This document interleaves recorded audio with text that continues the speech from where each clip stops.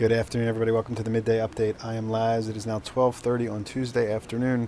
Let's jump right into it. Want to assess some of the levels we've been watching here and a very interesting day developing here. We'll get into it in a second, but let's take a look here at the S&Ps. This is the spiders. Let's zoom in here. We did break out of this 5-day base today. We have talked about this in previous videos, this 141 in the SPY. We gapped up above it. Let's take a look at a smaller time frame. Here's a 30-minute chart. And you can see that we clearly are above that 141 resistance as we gapped up this morning over it. As we stand right now through lunch, kind of flirting with possibly, getting back under this level. So very interesting here is this gap up. Traders are looking to see this breakout hold. So the close today could be very, very interesting. Again, here's another look at it.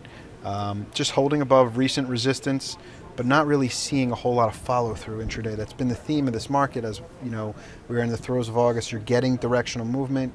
There's been a very, very strong bullish undercurrent to this tape, but the intraday trade, we haven't really seen a lot of follow through intraday. That being said, there are a couple of stocks that have been noticeably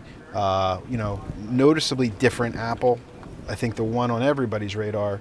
Again, that 4-day base here we saw clearly breaking out over the last 3 days, but starting to tail down here intraday as we approach that 640, and that 640 represents prior 52-week highs just around 645, which were our highs back in April. So again, a gap up today here in Apple. We saw some early buying pressure as the stock ran right at the gates from 632 up to about 639.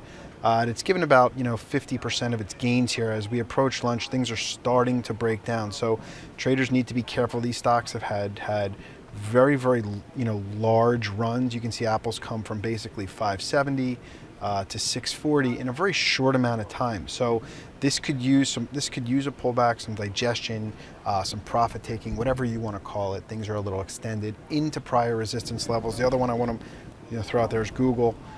Google into 670 today. If we look to the left here on the daily, 670 represents prior highs up here. So you can see you just marginally took out that 670 and now starting to fail. So you don't want to be a buyer at highs. The theme has always been, even in this market or any market, you don't want to chase price. You never want to buy highs. You never want to short lows. You want to look to buy pullbacks, and you want to look to short bounces relative, depending on the specific stock. And that's kind of what you're seeing here.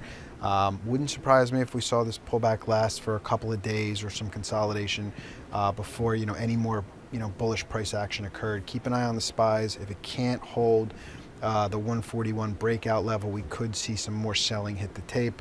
As everybody trying to chase a market doesn't follow through, those ultimately can lead to reversal trades. So a couple key stocks to watch. Another one this morning we discussed was Facebook.